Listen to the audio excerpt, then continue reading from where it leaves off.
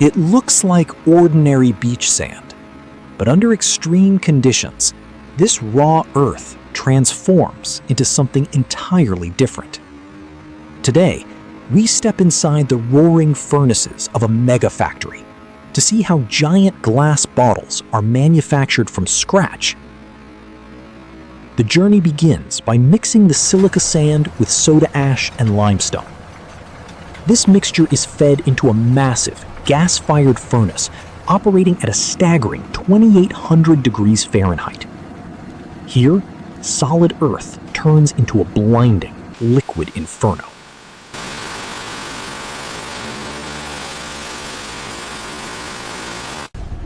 As the molten glass exits the furnace, it passes through a mechanism that shears the liquid stream into precise, glowing red chunks called gobs. Each gob contains the exact amount of glass needed to form a single giant bottle.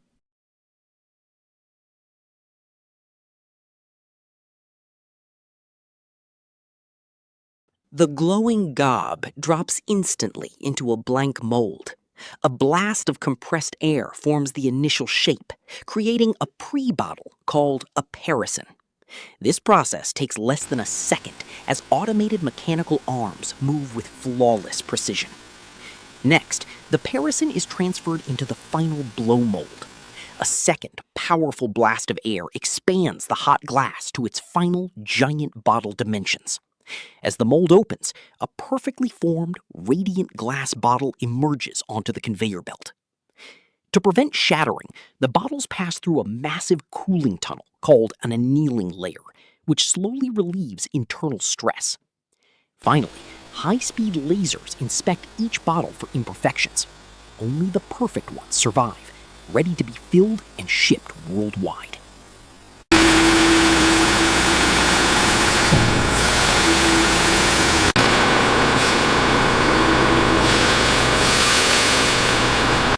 They travel thousands of miles across highways, oceans, and rail tracks, moving like clockwork to supply beverage and food plants all over the globe.